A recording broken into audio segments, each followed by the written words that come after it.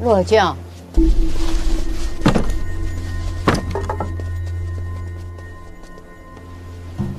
母亲，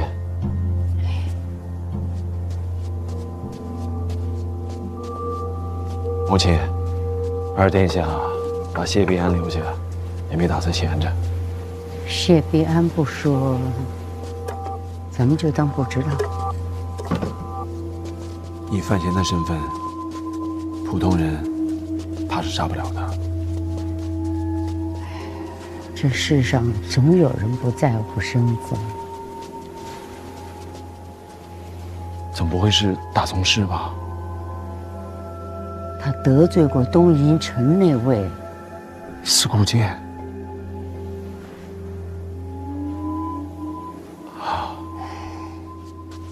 如果真的是杀了，今天就白准备了。不过仔细想想，如果四顾剑出了东夷城，那还不天下轰动吗？八成啊，是他的弟子，不知道是哪位啊？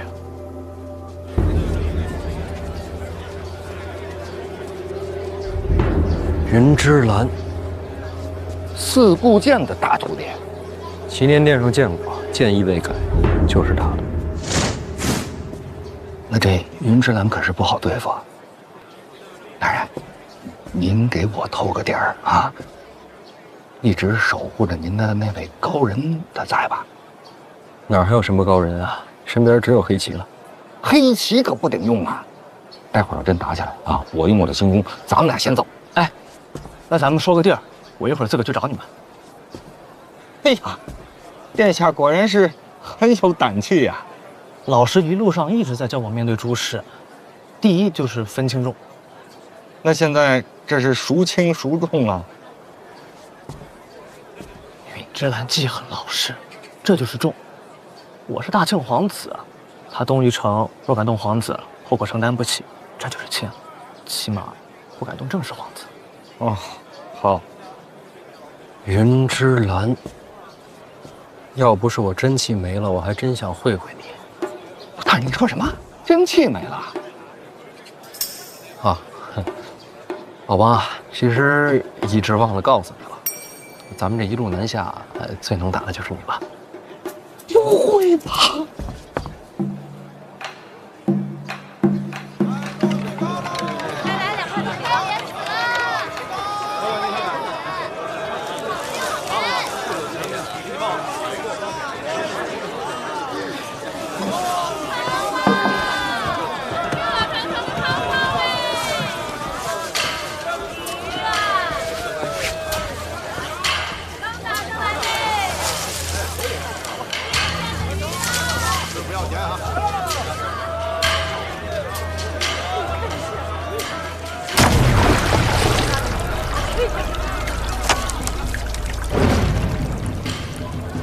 鱼没上钩，收什么竿啊？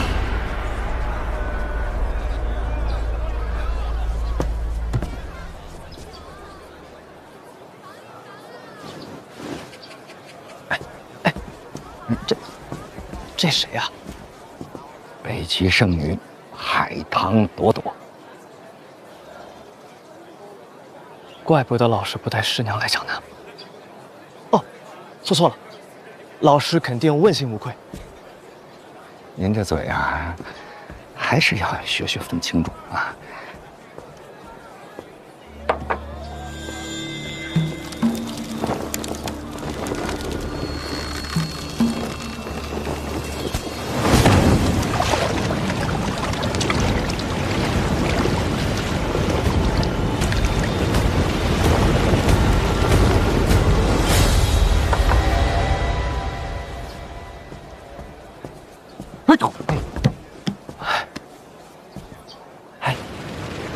这位姑娘是北齐圣女海棠朵朵。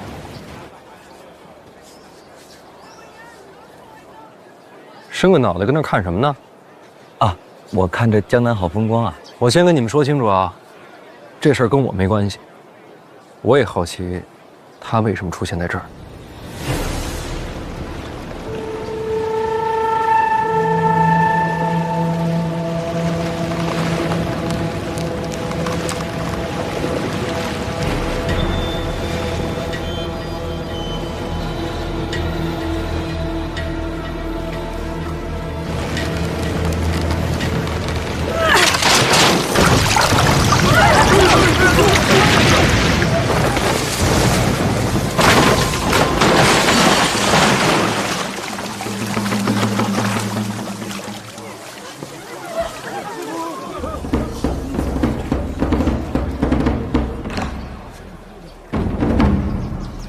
要不我陪你鱼竿？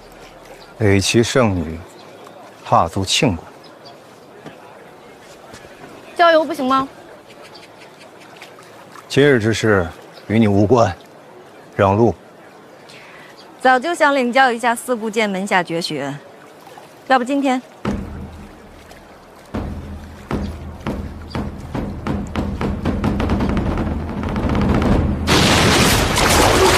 影子大人，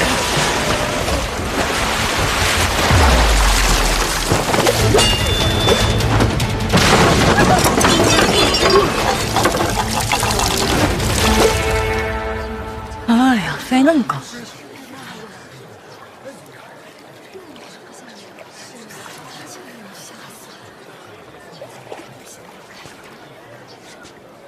！9品以下都散了吧。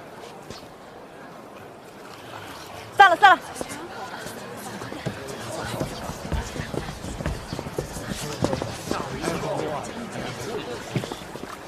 哎，您不能上去啊！哎呀，让开，让开，上面人我都认识。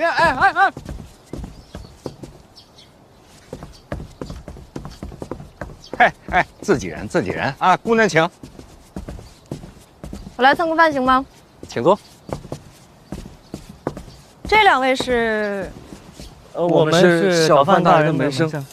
哦，坐坐坐坐。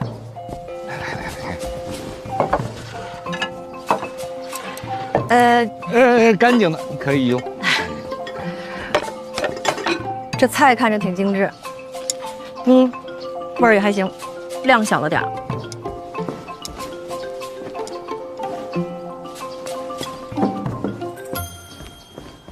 你来江南办事儿？不是你让我来的吗？这话怎么说啊？你写信跟我说要交流两国功法嘛，我知道你在江南，我都给你带过来了。等会儿啊，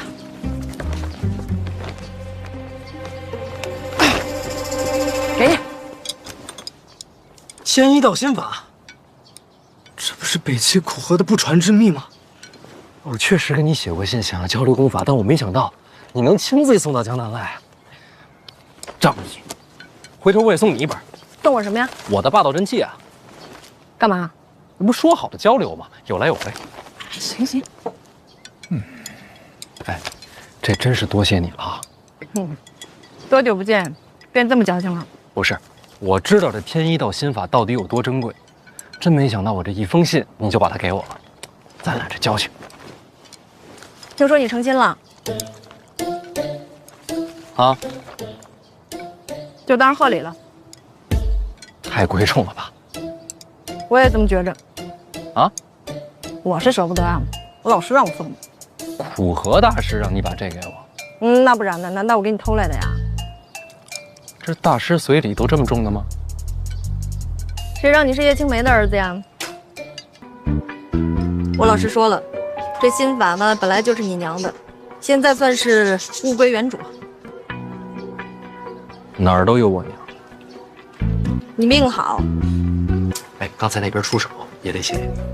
这你谢不着我，那水里埋伏的那个影子才是你的杀手锏。哎，你是不是早知道那云之兰要来啊？别说云之兰了，连影子在江南我都不知道。你不知道？那太奇怪了。他水里埋伏的那位置也太巧了，怎么看也是有人泄露了秘密。我真不知道，我比你还困惑。算了，不关我事儿。吃啊！哎，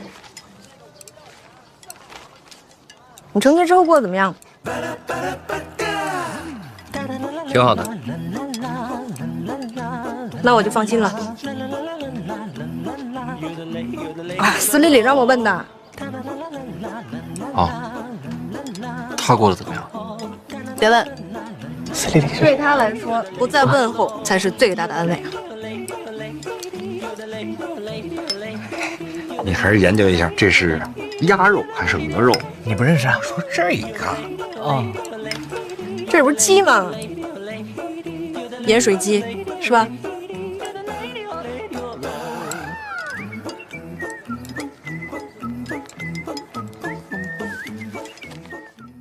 怎么说？找我有事儿啊？过来看看。怕那个云之兰卷土重来。多谢。不用。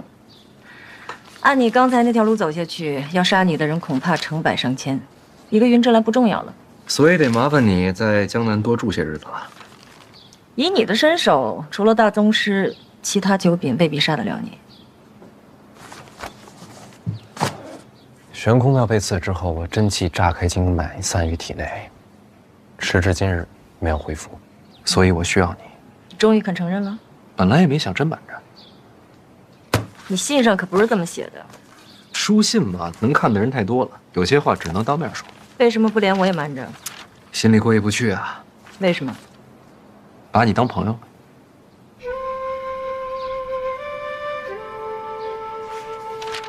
你我一共才见过几面？你别说，人跟人啊，有时候就这么奇妙。有的人认识一辈子，不过点头之交；有的人只见一面就能托付生死。这话你听了别觉得矫情，我这辈子遇到不少人，可能当朋友的寥寥无几，你算是一个。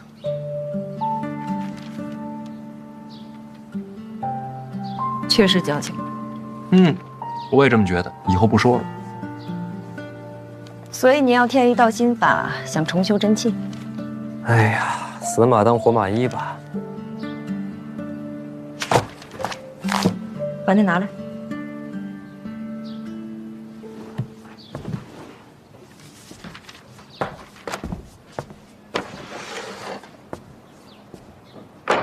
你要干什么？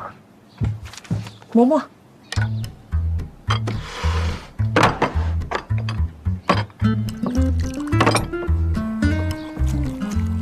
继续磨，别停。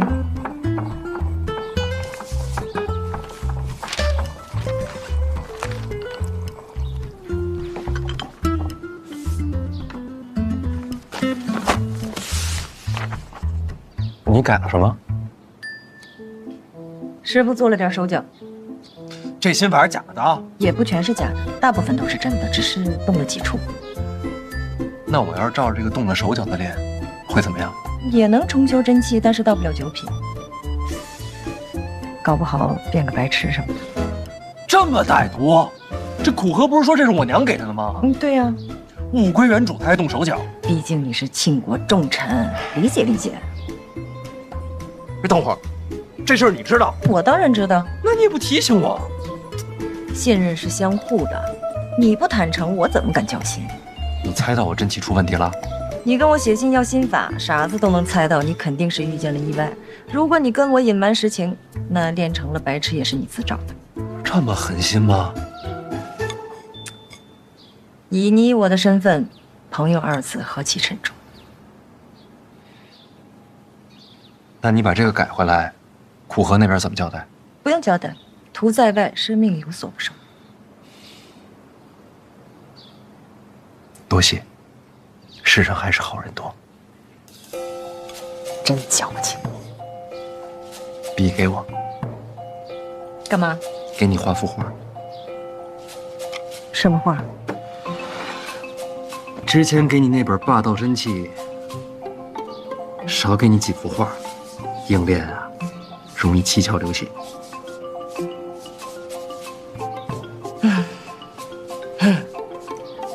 什么时候，这世上的人才能少些尔虞我诈呀？咱俩共勉，一起努力。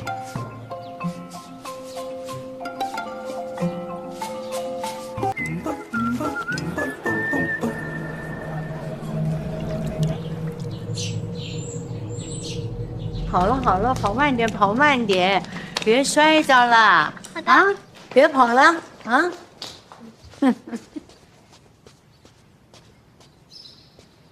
母亲，小范大人到了。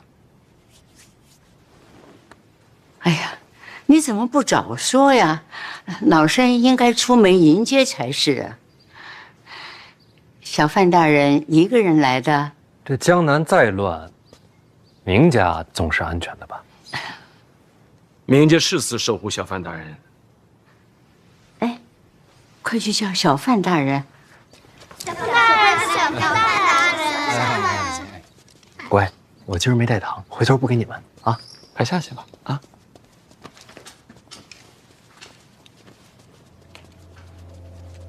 母亲，您这儿还没完事儿呢。啊，再磕2个头就礼成了。大人请坐，我先陪大人聊会儿。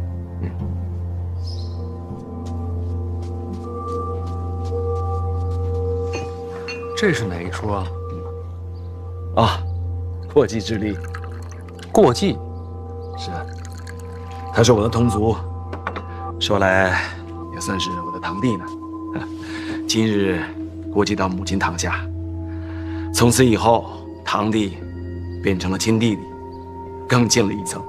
他也算是幸运啊，有小范大人管理，说出去啊，光宗耀祖啊。请用茶。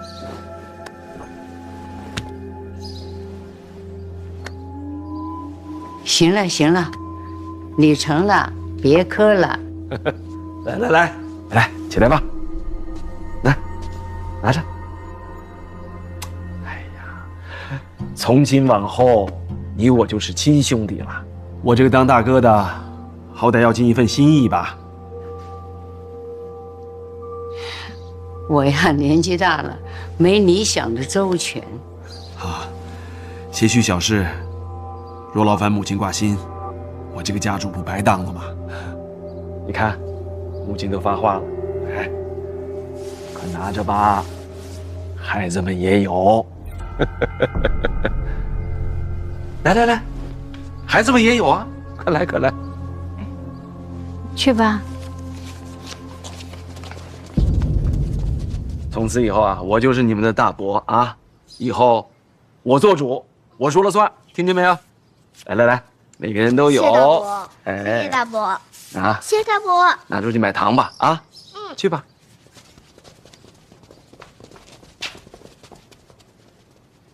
母亲，家事已了，该正事了。你是家主，你决定就是。小范大人，请上座。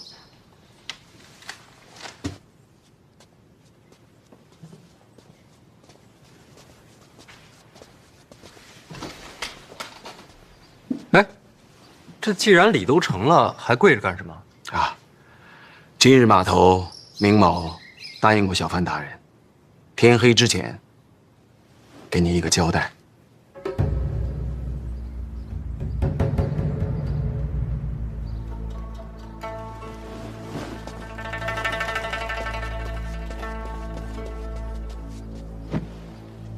大人，此人正是那个利欲熏心、私发悬赏令的凶犯。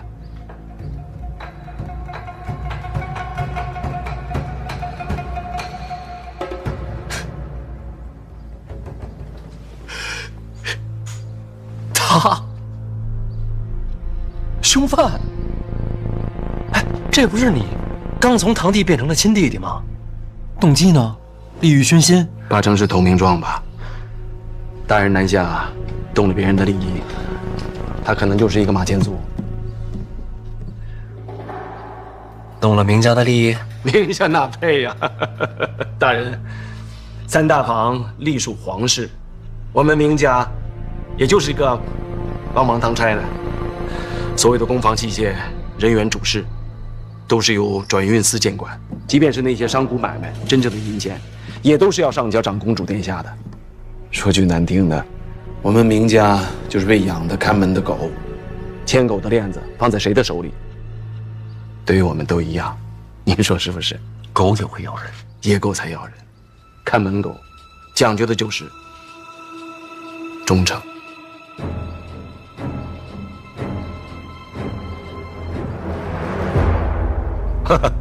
这样吧，大人，明某今日替明家表个态。大人奉旨南下，名正言顺，明家当全力促成大人收复三大房。家主的话，就是明家的话。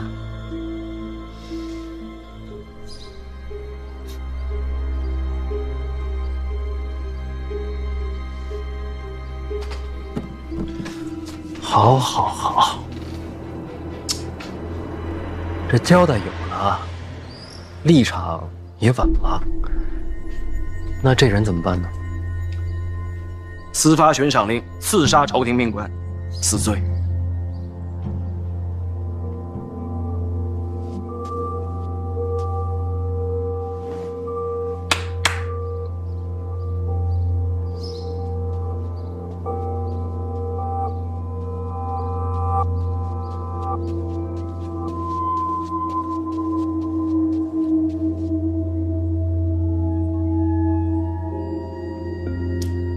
小范大人，明家绝不徇私，就请大人对凶犯明正典刑。你们好歹让孩子先下去啊，这都看着呢。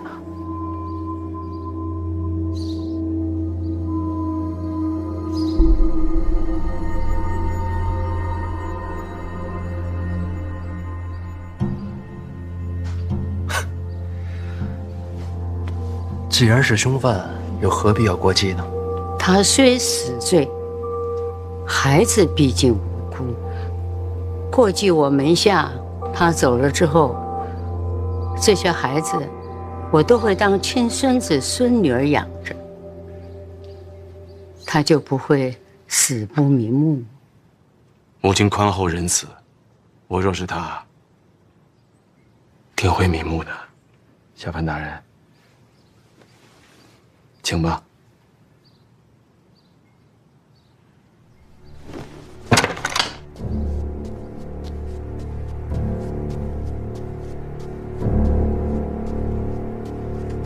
这是凶手，正是。利欲熏心，不错。你认罪了？认罪？认罪可就死了。请大人成全。我偏不成全。死不死的，查清楚再说。这人我带回府衙，仔细调查。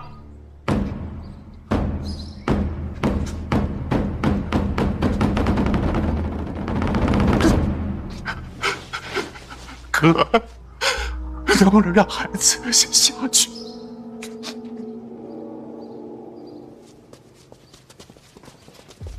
你安心投案，配合彻查，别担心家里。孩子们我替你照顾，绝无意外。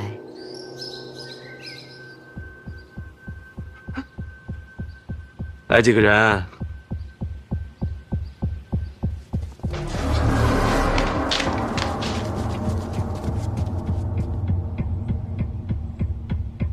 押送府衙。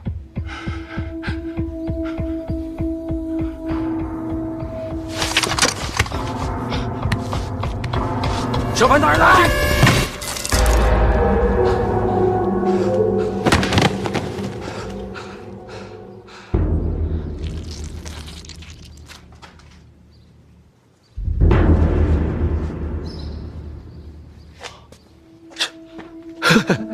原来是畏罪自尽呐！大人，你没事吧？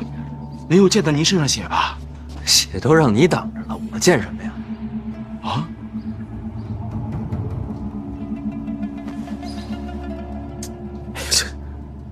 这要是洗不干净的话，就得扔了，换身新的。哎呀，太浪费了！你看这好好的一桌子菜。哦，大人，那这尸首你还要抬回去吗？这都畏罪自尽了，我要个尸体身上。如果这样的话，那就把我这个亲弟弟的尸体抬出去安葬，宁某去就回。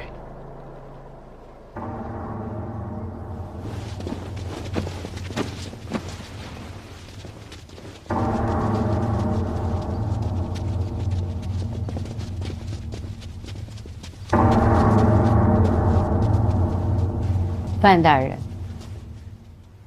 大人筹银送灾民回家，叫人钦佩。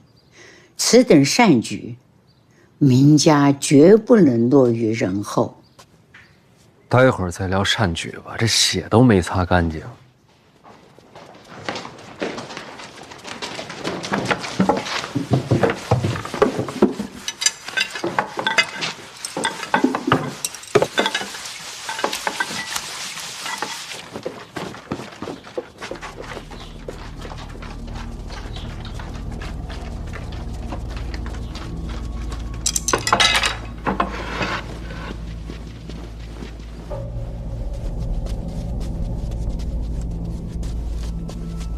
诸位乡亲，该说的也都说了。明家行善，刻不容缓。大家都干了吧，干了吧。家主，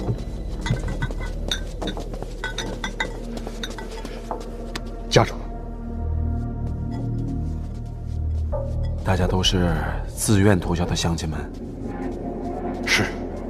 哎，怎么很多人看起来那么面熟啊？都是为了咱们闵家。好，老伯，快请坐，快请坐。是的。辛苦了。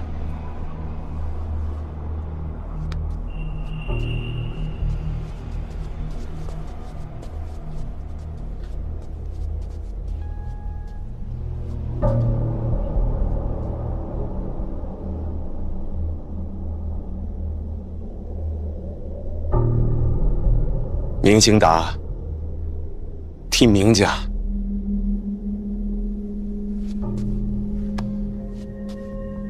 谢过诸位父老乡亲。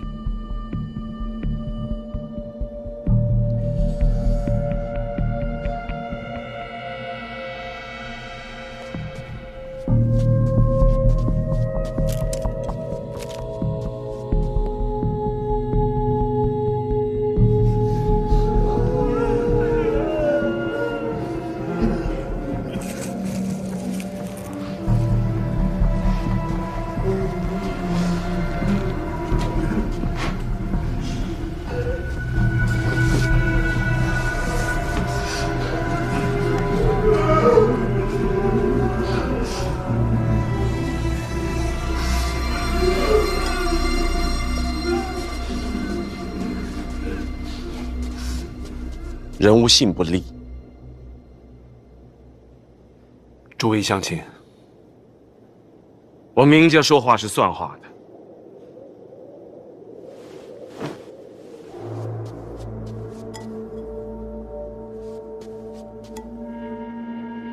这碗酒之后，你们的家人就是明家的家人。别的不敢说，只要明家还在，管保他们衣食无忧。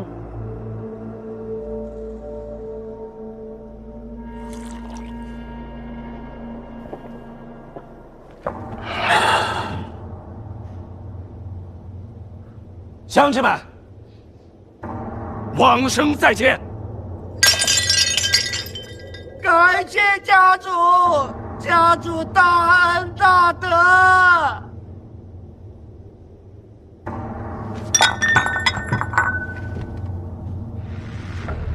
要说的话很多，但吉时已到。诸位，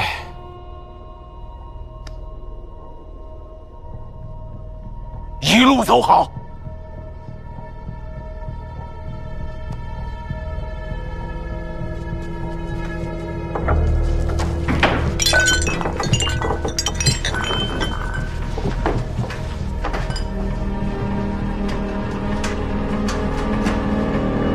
小范大人觉着干净了吧？事儿办得驾轻就熟，家里没少死人吧？大家族，生的多，死的也多，习惯了。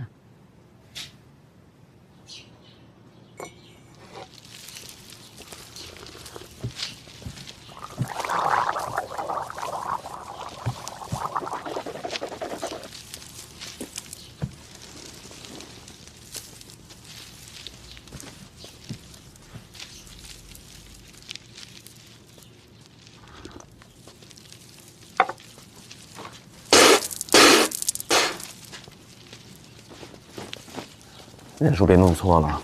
哎，家主放心，加上您带来那个，正好一个都不差。后续都安排好了，都安排好了，他们都是自愿的。要不是数量有限，那想死的人多了。毕竟家人一旦被冥府收留，那可就是改了命了，是想都不敢想。赶紧装车，时间不等人。是，马上送到转运寺。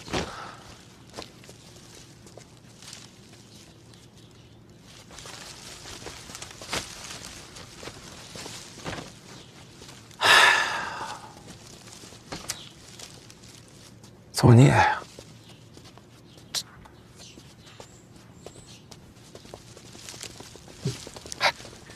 动作快一点啊！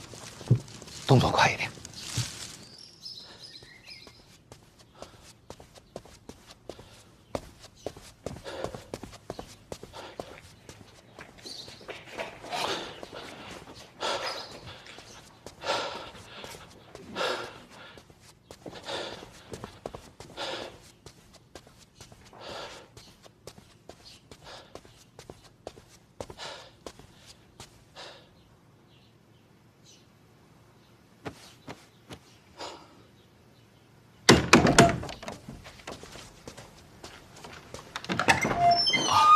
谢先生，您找我？我没找你啊。哈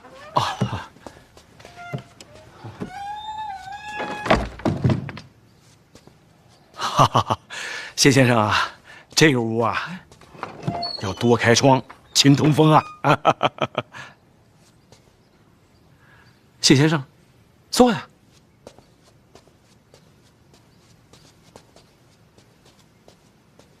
请。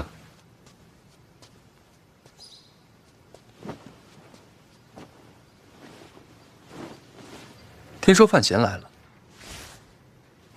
啊，是。老太君的意思，非要给他一个交代，说是悬赏令一事如不早日解决，我明家就会有灭门之祸呀。谢先生，不瞒你说，我已经劝过他了。名义上我是家主，可毕竟人微言轻啊，什么事儿都是家母说了算。令堂这话其实也没错。谢先生此言差矣啊！为人处事当光明磊落，岂能手鼠两端呢？我明家既然已经投效了长公主和二殿下，就不能再与范闲多来往。我们是要避嫌的。明家主心里记得这道理就好。时刻未报。先生放心，明家对范闲只是虚与委蛇。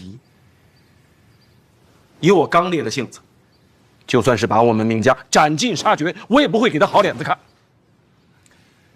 倒也不用过于担心，我也给你透个底，2天之后，就是范闲的死期。2天？此话何解？长公主登门访客，已然事成。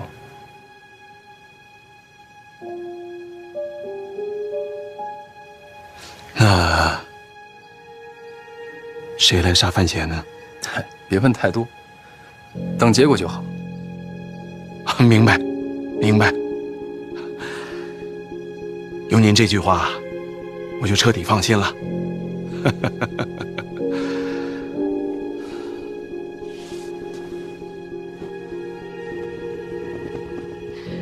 这明家家主实在是太不用心了。那边刚刚死人，范大人肯定倒胃口，在这儿还是比较亲近些。大人筹银，行善积德，明家尽管困难，也愿捐银20万两，共襄盛举。哦，这江南第一大家也有困难？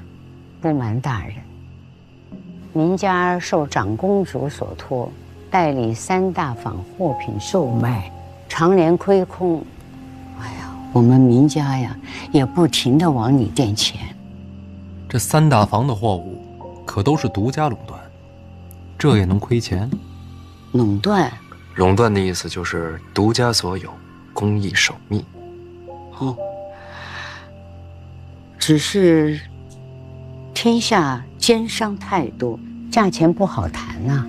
这货源也越来越贵呀，这更何况你们都下去吧。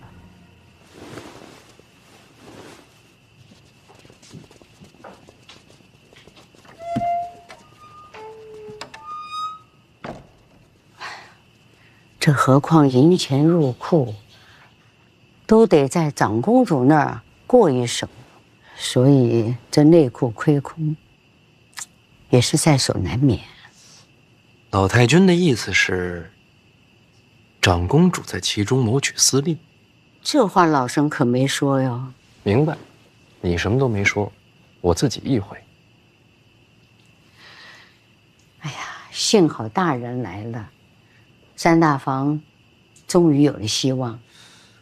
我还以为你们会帮着李云瑞拦我一手，会吗？大人怎么这么说呢？三大房又不是我们明家的，在谁手里，其实对我们都一样。大人江南之行，最怕夜长梦多。明日我就让清达带大人走一趟转运司，尽快交接。三大房顺理成章归于大人门下之后，就再无隐忧。说说看，你们想要什么？三大房在江南，总要有人代理吧？大人，您觉着呢？有意思啊！这生意做的年年赔钱，你们还抢着想接着做？为国效力，岂会在乎个人得失？明家能有今日，绝非侥幸。仰仗国运昌隆，也仰仗大人鸿福。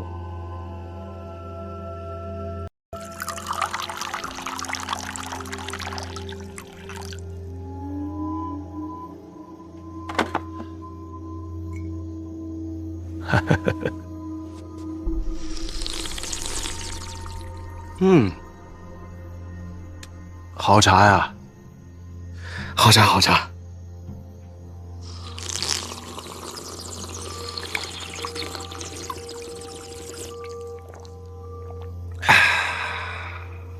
你怎么还不走？范闲不会等急了？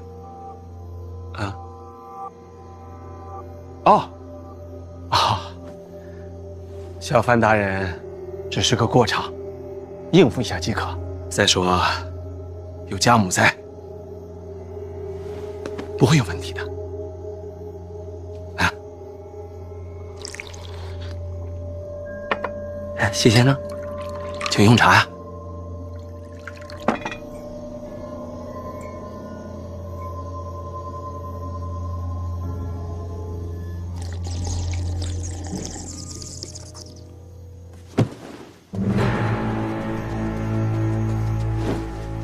这怎么回事？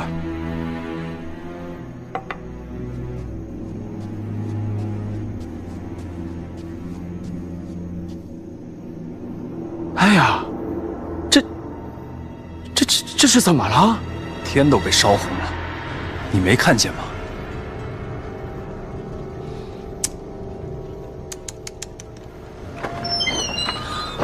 哎呀，这桥子走水了。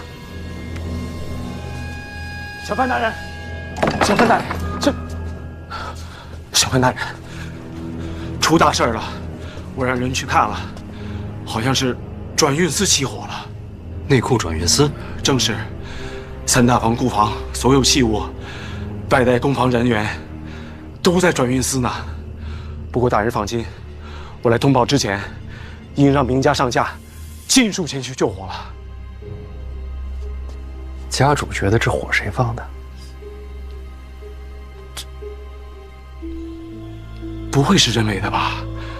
毕竟烧了转运司，对谁都没有好处啊。哎呀，幸好我今晚在明家啊，不然怕不是要怀疑明家放火呀。校范大人，明家就是吃了雄心豹子胆，也不敢做出这种事。我知道，当然不可能是明家放的了。毕竟我自己就是人证。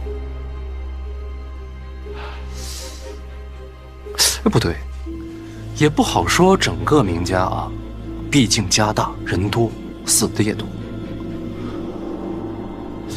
不过最起码老太君和家主肯定是清白的。明某以信义起誓，无论如何，也要助大人踏清真相，这火烧的夜都亮了。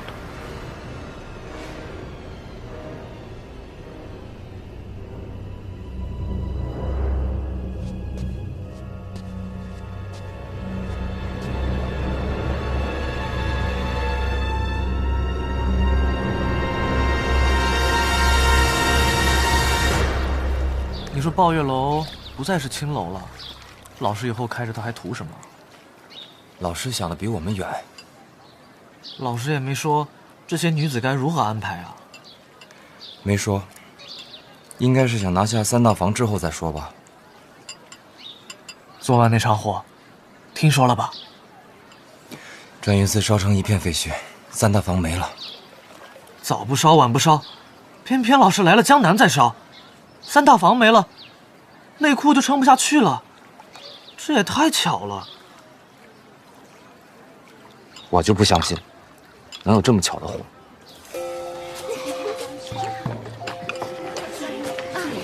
收购门房是啊。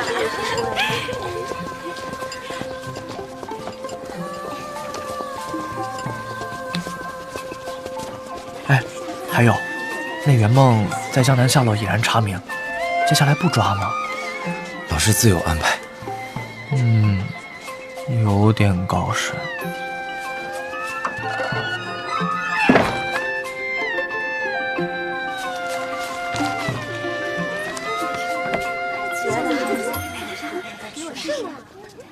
大人，我回来了啊！哎呦，这个晦气呀！我在这火场里边啊，转了一圈，这三大房的仓库啊，都烧尽了，什么也没留下。这火灾原因啊，不好查。人呢？都死了，但这尸体数啊，我查了，和三大房的人员数都能对得上，一个都没少。换句话说，就是一个活口都没留。这尸体啊，我也查了，我觉得啊，这里边有蹊跷。我一共查了2具尸体，这喉咙深处啊都没有烟尘，这说明啊，他是死后才烧的。但是呢，我怕打草惊蛇，所以呢，就只查了这2具。这火灾啊，一定不是什么意外。具体线索有吗？烧得很干净，什么都没留下，没什么线索。你觉得三大房意味着什么？内库，还有无尽的财富。那烧了三大房，对谁有好处？对谁都没好处。所以说这把火，烧的只不过是三大房的名字。您的意思是，这里边另有玄机？老王辛苦，守住后门。这把火要是真有蹊跷，这消息就该快到咱们这儿。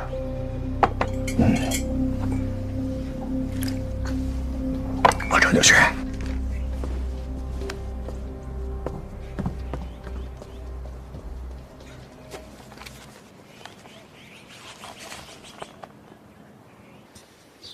饭前回到住处，再无外出，毫无动作。他住哪儿啊？抱月楼。就是京都的青楼。对，京都青楼的江南分号。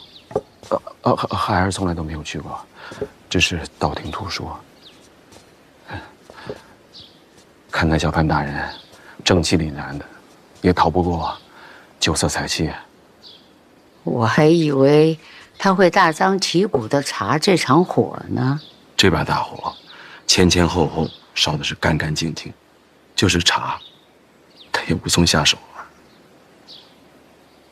我看他可不好骗。猜疑肯定是会有的，不过于情于理，咱们完全没有必要冒着毁家灭族的风险点这把火，没有动机，自然就不会怀疑到明家。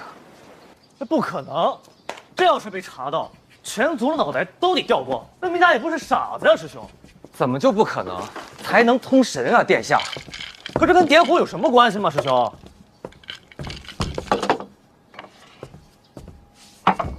我执黑子。为什么你执黑子啊，殿下？啊，因为是殿下。那行，拆迁吧。我还是觉得那场火它就是个意外。可我就觉得是明家放的火，明家暗中染指三大房多年，老师奉旨接手，明家必定不愿呀。可老师已经到了江南，这三大房交了还是烧了，他都不属于明家了，他为什么还要铤而走险？这可是杀头的罪啊！若是库房早就被明家一点点搬空了，是不是就说得通了？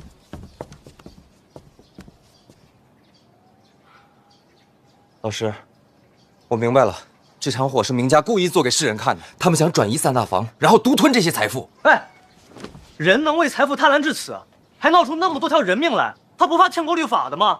那可是江南名家，你怎么把人想的那么坏呀？他都不是我把人想的这么坏，殿下，是人为财死，人性就是这样啊！空口无凭，我不信，有这样的事儿吗？有。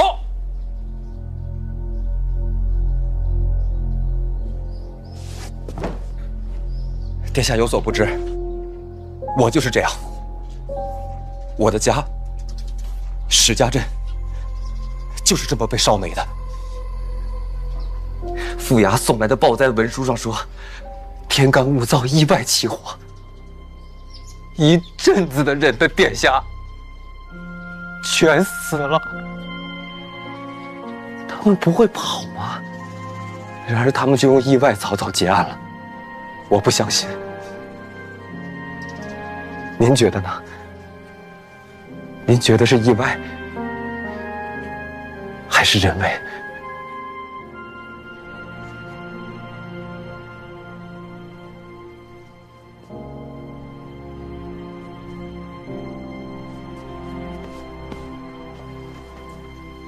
对不住啊，师兄，我不知道，抱歉，戳到你痛处了。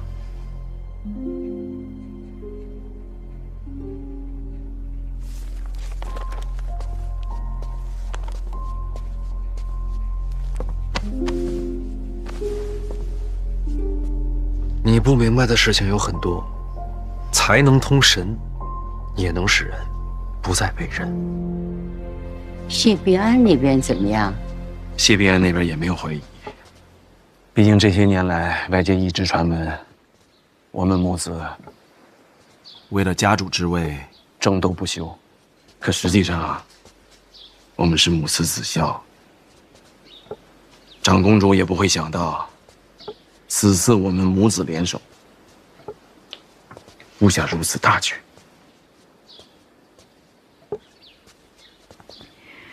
火场可别出纰漏。您放心吧，即便是查，也会把真凶引向李云瑞那边。毕竟啊，大人物的争斗，有谁会把我们这些商贾之流真正放在心上呢？人人都说，千里之堤，毁于蚁穴。可又有谁真正的会去看那些蚂蚁呢？再过几日，调度大船，都已经准备好了。可这几日风声太紧，不敢妄动。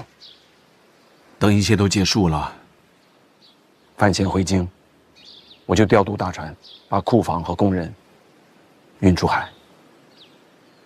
小心人祸。买通了2个主事的，他们以为这个大局是李云瑞安排的。工人也都很听话，但一切出了海，就尘埃落定了。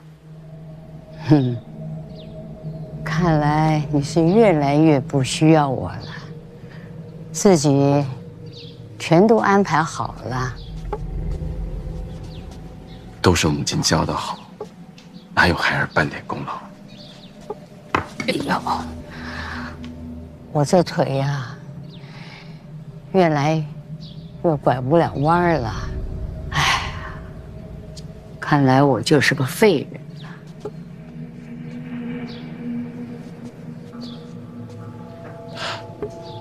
母亲何故自称废人呢？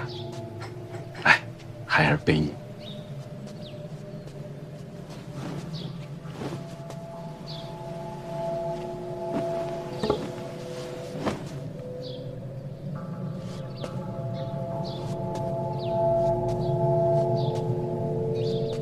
你这家主越当越稳了。没有母亲提点，家主只是个虚名。你们觉得江南最大的麻烦是什么？明家不算。长公主和二殿下，其实也不算。还能是谁？有的时候麻烦可以不是指一个人，而是人性。江南这么多年啊，明家一家独大，其余商贾再无起色。明家是富了，但是各县穷困潦倒的却越来越多。所以应该换掉明家呀。换谁都一样，过几年又是新的明家。我这次南下，听的一句话，没了明家也有别家，三大房就是个聚宝盆，谁守着它，谁就是下一个明家。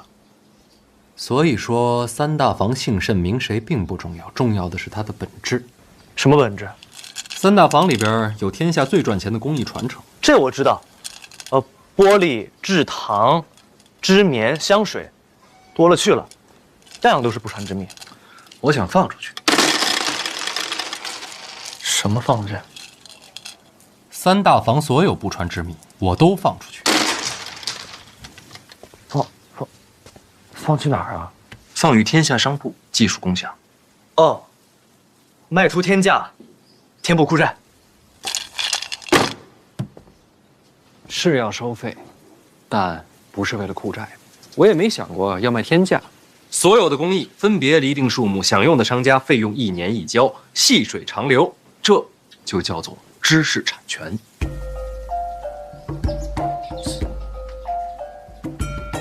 可这么一来，内库所有独占的秘密就都没有了。可这样一来，天下众生就有了希望。可内库是皇家的呀，天下万民不也是皇家的吗？这说的好像也对啊。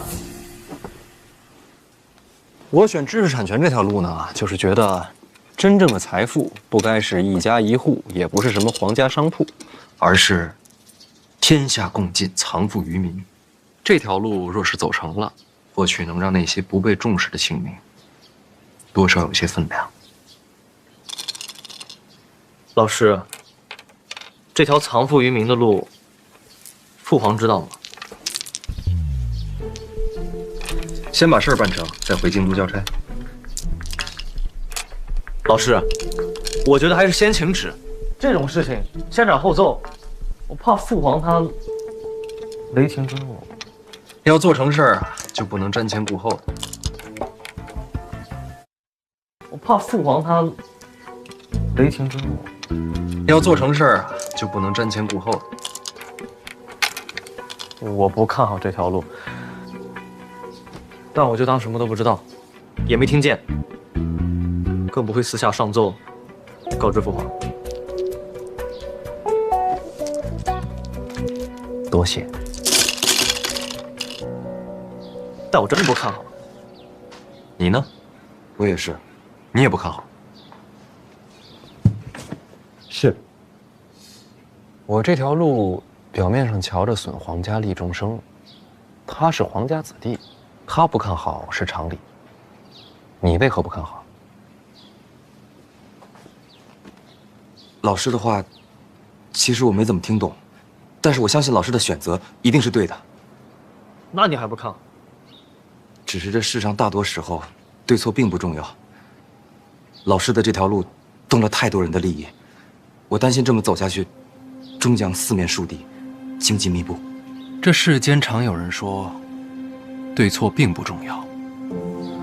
但如果对错一直不重要呢？一直没有人尝试去改变，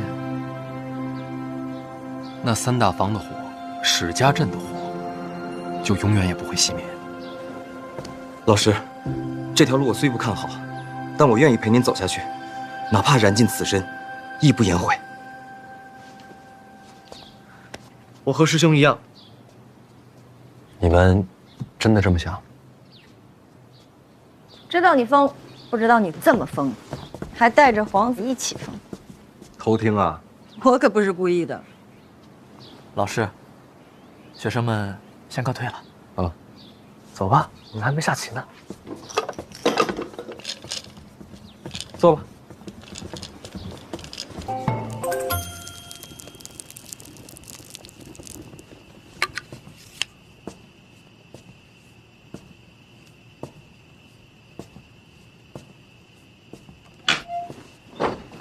大人，您看看谁来了？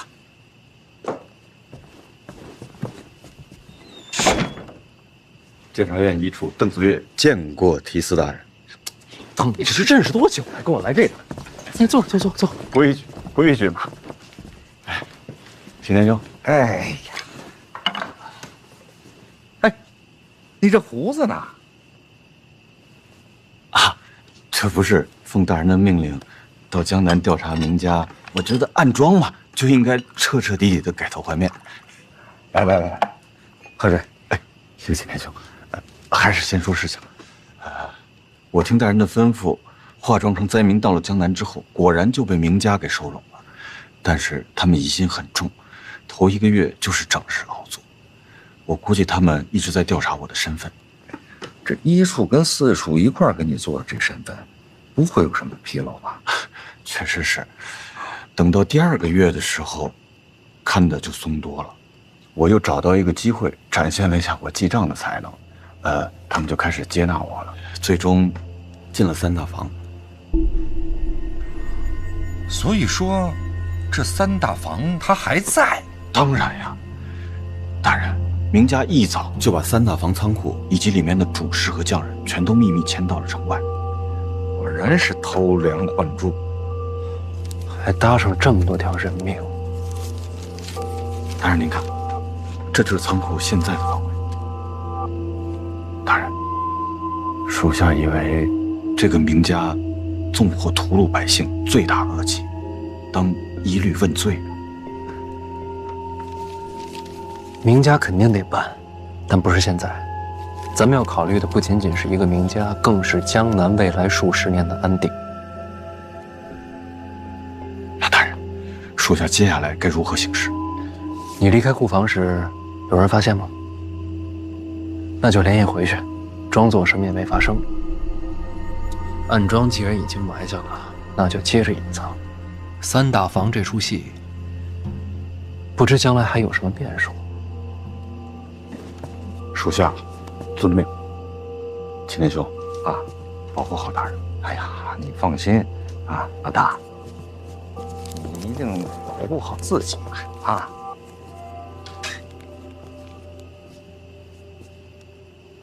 走吧，留步。哎，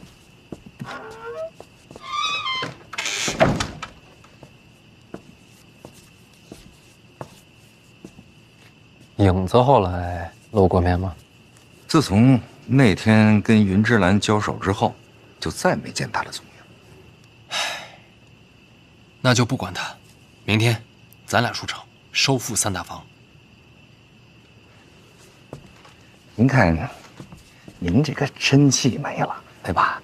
我呢，又只会跑，咱要不然把那朵朵姑娘一起叫上吧？她可不行，人家是北齐圣女。我收复3大房的时候，她若在场，将来有人做文章。老王，关键时刻还得靠咱俩。哎呦喂，那都听大人的。